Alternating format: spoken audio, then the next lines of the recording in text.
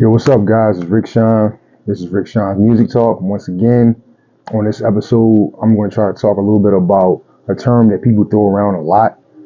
And I don't know if people really know what the term means, or it's just kind of speculation about what it might mean. But it's about industry plants. Industry plants. You hear this word thrown around a lot in social media commentary and the music blogs that might be on Reddit, different things like that. Oh, this person's an industry plant, that person's an industry plant, et cetera, et cetera. What does it actually mean, right? What does the term mean? What is an industry plant? So I might just try to go into that today on this episode, just from my perspective. And I'm just going to shoot some numbers out there off the top of my head that I kind of remember. By all means, if you have more up-to-date information, leave it in the comment below. Hit that like button. If you haven't subscribed yet, I think this is episode 4 we're on. Please, by all means, hit the subscribe button, man. Keep in touch with me, man. But yeah, so industry plants, right? That term is used a lot. So I think what that term actually means to me, in my opinion, I think it's an artist or a person, right, who because we're talking about the music business. So an artist who's in the music business who might necessarily not have gone through the grassroots proving grounds that most of us go through. You know what I'm saying? Like, they didn't actually do a whole bunch of shows. They don't have a whole bunch of songs and material out there where you can be like, oh, this person's been grinding for like 10 years and they finally broke it, they finally got on. Like, no, it's somebody that, they look marketable for one. Two, they make decent music. You know what I mean? It's not great, it's not compelling, but it's decent. And they're willing to sign whatever the crappy deal is that the people that are trying to put them on gave them. That's, to me, the three components that make an industry plant. Is the fact that they're marketable, they make decent music, C-level average music, and they're willing to take whatever crappy deal that comes at them because they just want to be famous, right? So now, by no means in any way am I picking on a person or I'm picking on an artist, but I'm going to use this particular artist in particular because I hear this term thrown at her a lot. And the way some of the things that's happening for her in her career, you could maybe suspect that she could be an industry plant, right? And I'm talking about Ice Spice. If you don't know who Ice Spice is a Afro-Latina sister from the Bronx, New York. You know what I mean? She's a female rapper. You know what I mean? She's been out for a couple years now. You know what I mean? She had a hit like record that kind of went viral over the internet because that's pretty much these younger artists. That's how they're pretty much breaking now. They pretty much just putting out music themselves, and if it goes viral, it goes viral. You know what I mean? And the record labels come now to try to see if they can get you on and make you bigger. And she had a record that was like, I think it was are you feeling? You thought I was feeling you? You know what I mean? Which is her talking about like a guy that's doing all this stuff for her, trying to get her affection, and she was like playing in his face, pretending like she cared about him, but she really doesn't. Right? So that was kind of like a hit for like all the young girls and some of the older women that still play those type of games. You know what I'm saying? And then so people been saying like, yo, is she an industry plant? Is she an industry plant? Because every time you look around, she's getting these big machine marketable looks. Like, for instance, she was at the Super Bowl, right? When the Chiefs were playing the 49ers, and she was up in the skybox next to Taylor Swift. And if you know who Taylor Swift is a humongous artist. She's big in the pop and / country genres of music. She's like, I think last year she had 2 of the top 5 selling albums. One was an actually remake that she redid over because of some controversy stuff that she had to deal with music-wise with the business. And her fans went out there and supported her, and I think that remake did like 3 million sales or something like that. And because it was hers, because she owns it, she caked up off of that. So yeah, like, Ice Spice was in a skybox with her, like, you know what I mean, sit right next to her, and people were like, how did that happen? Like, how do y'all two even know each other? Like, how are y'all even friends? Like, you know what I mean? Because y'all hang in different circles, y'all do different things. And yeah, that would make somebody wonder, especially if you're somebody who follows Taylor Swift or you're somebody who might be following Ice Spice, how do these two even cross paths? Like, you know what I mean? Like, but if you do your research, if you look, there are a lot of business label comparisons in terms of knowing the same people behind the doors. And you can look at that as probably an industry push for Ice Spice to be seen next to Taylor Swift at the Super Bowl. You know what I mean? Because, of course, people were trying to figure out who this person is if they weren't aware of who she was before that. Right? So, a compound with, the Fashion Nova deal that she has, where she's modeling clothing for Fashion Nova, which is a very popular brand with women, especially women in the urban community. You know what I mean? People are like, yo, like she's really getting a crazy, crazy push when she only has like 3 really popular songs that people know, and then the verbiage in her songs aren't necessarily uh, kid friendly. You know what I mean? They're not necessarily super lyrical either for the older people that really like to listen to like bars with rap. It's pretty much the same rhetoric about, you know, her this, her that, how she's better than this girl, that girl, how these dudes keep sweating her, how she can get any man she wants, that kind of stuff. And people are trying to figure out why she's so big, how she like getting, how so much momentum going in her direction, and that's why they're calling her industry plant. Well, let me break this down to the degree that I understand. I remember hearing on the Joe Budden podcast like a couple months ago when they were talking about Ice Spice and how Ice Spice was talking about how she owns her masters, meaning that she owns the rights to all the music that she puts out. She has the masters. And I've said on this show before, a previous episode, talking about like it's cool if you own your masters, right? Only if you know what to do with it. If you have no idea what to do with it, what's the point of owning it? And I think the thing with her is, with the way her deal might be constructed, because I don't know, because I haven't seen the paperwork. I don't know anybody that's close enough to her to know exactly what her situation is. But off of her saying that she owns her masters, leads me to believe that they're signing artists nowadays, especially female artists. They're not signing them with the intent of making money off of the music. Of course, we're all familiar with the 360 deal. The 360 deal has been around for about 15 plus years, right? They've been doing this thing since, I want to say probably more than 15 years. Probably, I want to say almost 20. It might even be 20 now that I think about it. You know what I mean? I think they started doing that in 04, 05, something like that. So it might be 20. Where they're not just getting money from your album sales. You know what I mean? That's how it used to be. They get money for your album sales. You keep the money from your tour, blah, blah, blah. The 360 was like, nah, we need money from the albums, the tour, the merchandise, everything that involves you as the product. Musically, we want a piece of that. Now I use the term musically because that's how the original 360 was. So if you went out and got a Nike shoe deal, that was your money. If you were somebody that could act on top of doing the music, that acting money was your money. You know what I mean? If you showed up in, I don't know, if you showed up in Fast and Furious 7, you know what I'm saying? Like, when you're signing Universal's getting a cut from whatever song you put on the Fast and Furious 7 soundtrack, and whatever project you got coming out that you're trying to use the momentum from the movie to work with, and whatever you're doing as far as show-wise, they're not actually getting your actor's check. The actor's check goes to you. I don't think that's the case anymore in this day and age, in 2024. I think artists like Ice Spice that might have signed a particular type of deal will get that type of push. Because you have to ask yourself, if somebody is like I said, I'm not picking on her. If somebody's a average level artist in terms of their skill set, because we've listened to enough rap, we listen to enough hip hop music to know, how good a female artist should be, and is right on par with a male artist. You know what I mean? I don't think she's quite there yet, like lyrically with her records. You know what I mean? And the beats are very simplistic. You know what I mean? So everything's kind of minimized with what she does. There's more focus on the visual, right? Which lets me believe that her being the brand, her being the physical thing that you see is what they're trying to sell to you, not necessarily the music. And I believe that the deal that she has, they're getting a cut from everything that she's involved in. Like everything. Like music, I think they get money from the Fashion Nova deal. You know what I mean? Whatever they pay her at Fashion Nova, the label gets a cut of that. If she does show up in a movie somewhere, the label probably will get a cut of that. If she gets I think she did if I'm not mistaken, I think she did a Cheetos commercial, like a Red Hot Cheetos commercial, something like that. Like I think she got something going on with that. Like they get a cut of that. Because there's no way that somebody can be sitting in a skybox next to one of the biggest artists in the world and own their masters and get so much free press being at the Super Bowl. Nah. There's people behind her that are getting a cut from everything she does. If she comes out with a toy or action figure, which I wouldn't be surprised, or a Barbie doll or her own version of a Barbie, if she comes out with that, they're going to get a cut from that. Like seriously. I know offhand they're definitely getting a cut from that because it would only make sense. So to me, that is a definition of an industry plant.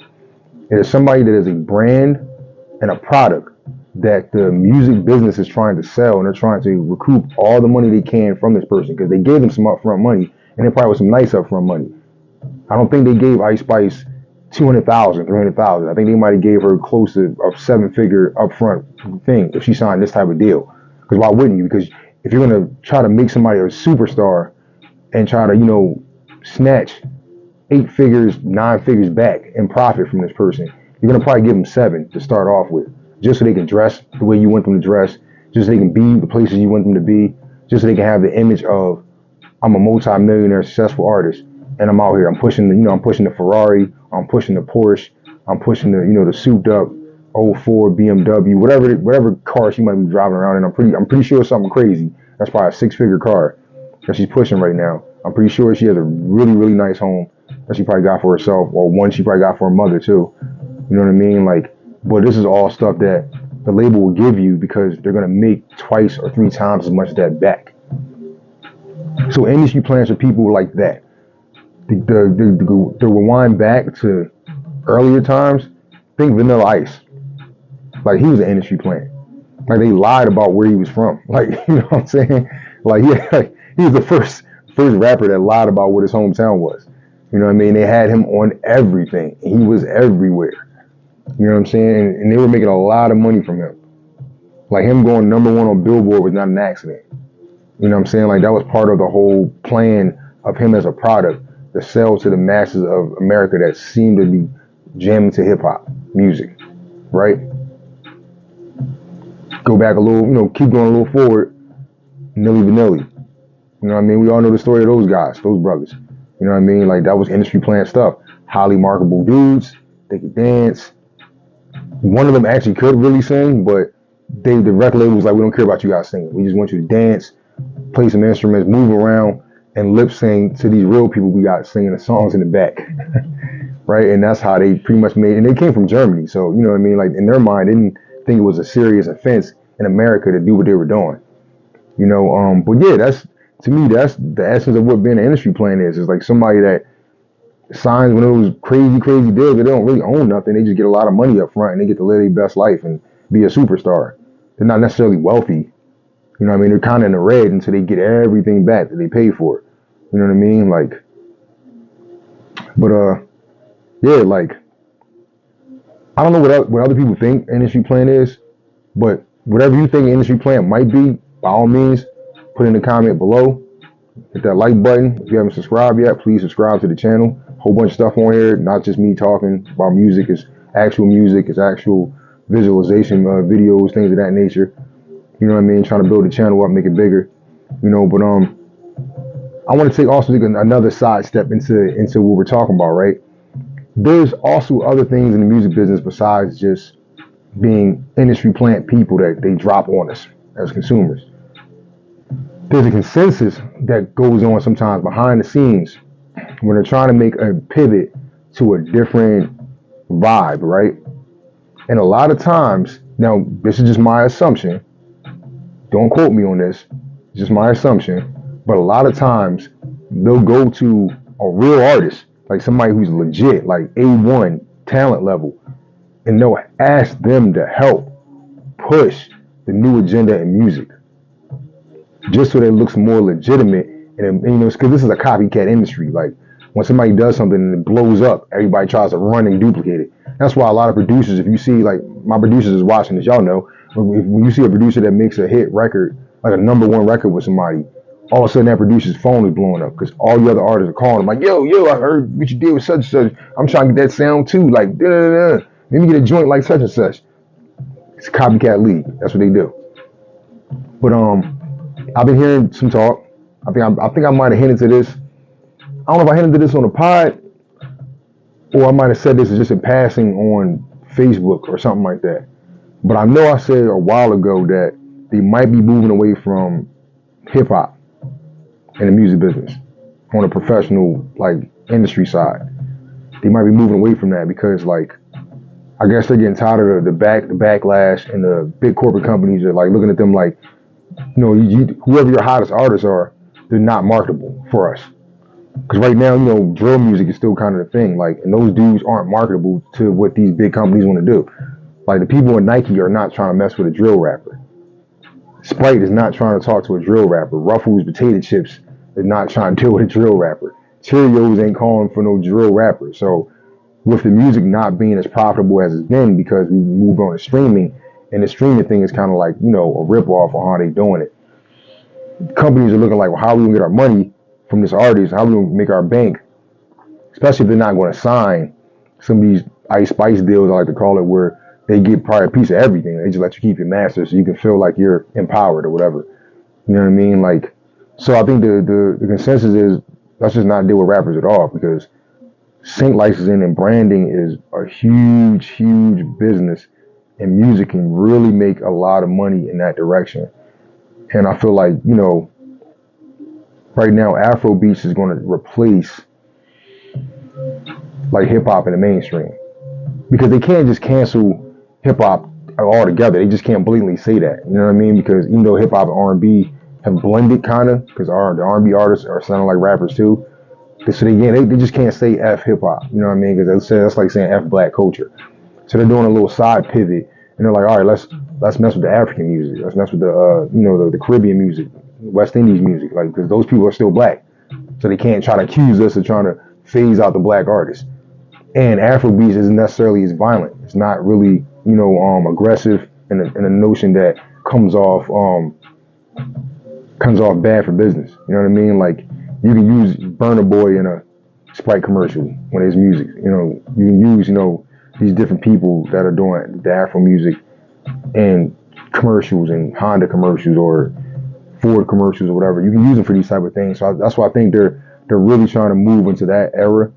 And I've noticed, just because I got like 1 foot in the door on that side of the business, where everybody's trying to make Afro beats. Everybody's trying to make Afro beats. Everybody's trying to come up with the Afro beat sound, because that's where everybody's running to right now, which is hilarious. That, we're all trying to do the same thing musically again. But also another pivot they're trying to take, because I think they're trying to jockey, see which one's going to work. You got Afro beats on one side, and then you have country music on the other side. And I recently found out, because I was never a person that really listened to a lot of country music, but I recently found out there's a lot of black country artists that are doing their thing, and they've literally taken hip hop and merged it with country. I'm talking about, like, you still got that acoustic guitar vibe with the programmed drums.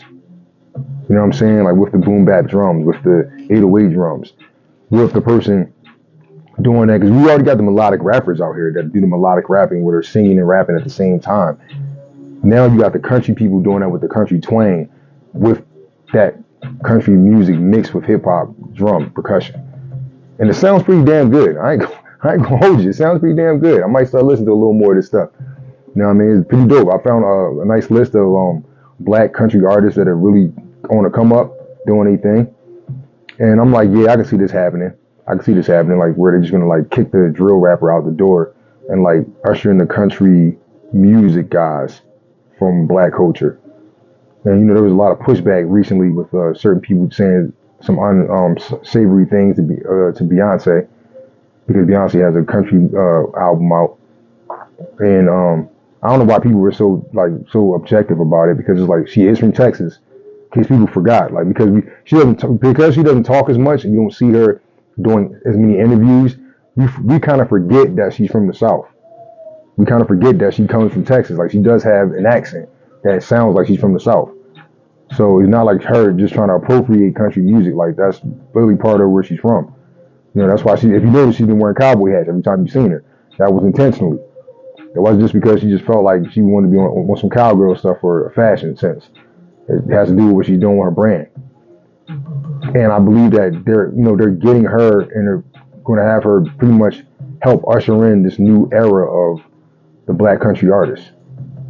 Now, my question to the people that's watching this, a lot of people that watch, me on social media are from where I'm from, the Northeast.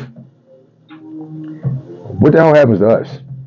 Like, the artists that are trying to get on, like the younger artists that are trying to get on, that are from New York, New Jersey, Philly, because You look ridiculous trying to do a country record if you're from those areas, because that's just not what we do. Like, there's nobody walking around in New Jersey with a cowboy hat on, really, unless they live in like Millville. You know what I'm saying? Like, or they live in like Hamilton. You know what I mean? If you're from PA, you live out in Lancaster, you might have a cowboy hat on, maybe, because out there's cows and chickens and everything else. But it's like you're not gonna really see too many people from Philly or New York City wearing a cowboy hat doing country stuff. What happens to the people from Southern California and from the Bay musically? Like, they're not about to do country music because they look ridiculous. You know what I'm saying? So the South is about to still be holding down the flag for black music going further, because this is right up their alley. This is really right up their alley. Like, if you from Atlanta, you can get this off, because that's Georgia. It's country all around there. If you from Florida, you can get this off. I don't even care if you from Miami. You can still get this off. It's still the South. You from New Orleans, you can get it off. It's South. Now this opens a door probably for people that are from Idaho or Oklahoma or Nebraska, because we never really heard rappers from those places.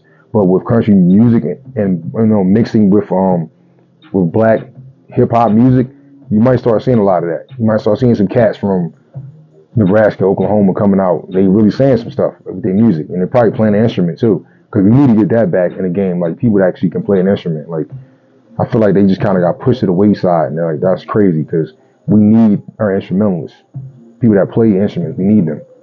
They're an inaugural part of making music. I mean, I know we can do this stuff on computers and all that stuff, but it's nice to have somebody play something for a change. You get that human feel to whatever they doing. You know what I mean? But yeah. So my question is to you guys that are watching this, that's from East Coast, the West Coast, the Midwest up top. You know what I mean? Like the Detroit, Chicago area. You know what I mean? What are y'all going to do? Because this was about to go down. They about to really kick the rappers like out the door and say, all right, look, if you ain't singing no country rap, we don't want you. If you ain't doing Afro beats, we don't want you. So if you ain't from Nigeria or Ghana or Jamaica or the Bahamas or from some southern part of the United States, they probably not going to sign you, bruh. Or ma'am. What are you going to do?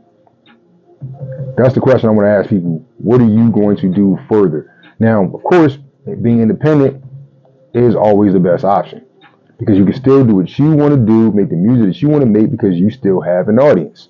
There are still people who want to hear the style of rap that you do. And let you in a little secret, with the whole thing with Kanye putting out his Vultures One project, right? And him having the #1 spot and everything like that, and they try to play in his face over there at Apple. They try to take the album down because they were trying to back Usher, because Usher had a project, which is a very good project. Usher had a project that came out as well. They didn't want Kanye competing with Usher because Usher's still kind of with the machine and Kanye's not. The funny thing about it is, like, if you could sell 128,000 copies, which Kanye can do in his sleep, that's a 7-figure come up. And because you're independent, that's your 7-figure come up. So if you cut that in half, right? And let's say you sold 55,000 copies. Let's say you sold it for like $20. That's still close to a 7-figure come up. 55,000 copies. For you to make what a doctor makes or what a nurse makes at the hospital, right? That's working 12-hour shifts. All you really would need is like 35,000 fans. That's it. If you can get 35,000 people to really rock with what you're doing, you're just as successful as anybody in the medical field. You can do just the same amount of things that anybody in the medical field can do. Buy the same car, get the same house, do the same vacations. You know what I mean? You can go to Europe, go to like 4 different countries in Europe. You know what I'm saying? You could get different type of cars you want to get or whatever. Put your kids in really good schools. If you have children, that is. Buy property. You know what I mean? Like, just by getting 35,000 people to really rock with you. So I think the purpose of streaming for me going forward is promotion, right? Making it easy and accessible for people to find your stuff so they can listen to it. But how you really gonna make your bank, right? To combat watching the industry plans do their thing, is you actually making different versions of what you're putting out, right? You got your streaming site version, you got your exclusive version that people can buy from your website. They can buy it from your website because it's not the same as what's on the streaming site. You might have 5 extra songs or something like that, or you might have a remix that's not going to be on there, or where maybe you might get a big feature. Don't waste it on putting it on the streaming site. Put the big feature over there on your .com. And have them go to there, like, to listen to that record.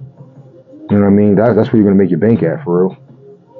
And just, run your own business pretty much. Like, and then at that point you are controlling your masters, but you're making money off of your music, like 100%. Like, if not 80%, because you might have sampled somebody, you gotta, pay your sample clearances. You know what I mean? Like me, when I use samples, like, I gotta pay like a sample clearance, like 20% goes to the person that I sampled. But I get the other 80%. 80-20 split is a pretty good split to me. I don't know about y'all, but I'll take that. And so that's just my advice. Since they're going in the direction of the country Afrobeats artists, if you're not one of those artists already, you might want to start really getting into your business bag and doing your own thing and putting yourself in a position where you can win the way that you want to win.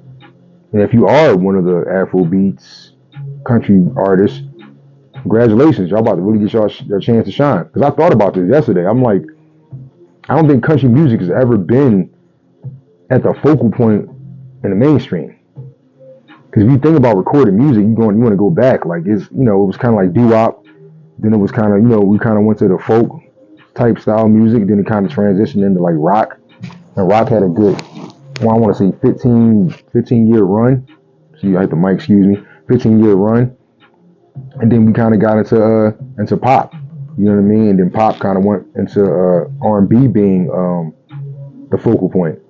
And then R&B kind of went into hip hop taking over in the late 90s. And then hip hop kind of just been holding it down ever since, just going through different phases of it, going from, the traditional boom bap to trap to, dance music to, like just morphing, like just keep morphing. Now we're at the point where I think they're just trying to give another genre a chance to shine. And I'm like, country's always been relevant because they just have a hardcore blue collar fan base that doesn't care that they're not on TV, they're not at the Grammys on front stage at the highlight. You're not the highlighters, the big names at the Grammys. They're not the big names at the American Music Awards, like, you know what I mean? But they still go support the artists. So I think the business is looking at that, especially since, like I said in the previous episode, last year's top 5 projects, 4 of them were country projects. 2 were like country pop, but it's still country. So I think the industry looked at that and was like, all right, man, like the people that are still buying music are buying that music. So let's make that music the focal point. So I think that's where everything is going. That's how it's going to end up turning out. But like I said, man, I want to hear what you guys think about industry plants, about the industry possibly turning into a different direction, putting different forms of music up front, and taking the old goodies that we've been growing up on and kind of pushing it to the back now to, letting it just thrive in the indie level. And let me know what you guys think, man. Leave a comment at the bottom. Hit that like button. And if you haven't subscribed already, please subscribe, man. I really appreciate it. We'll keep doing this thing, getting bigger and better. About to invest in some new equipment, make this thing look a little more sharper than it already is.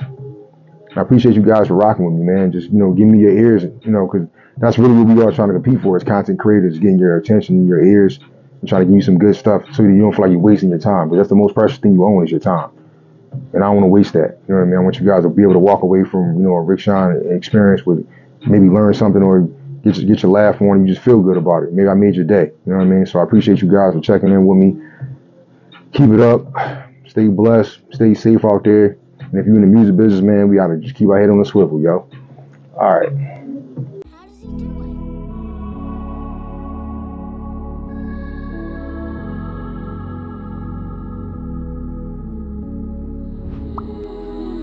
For all time.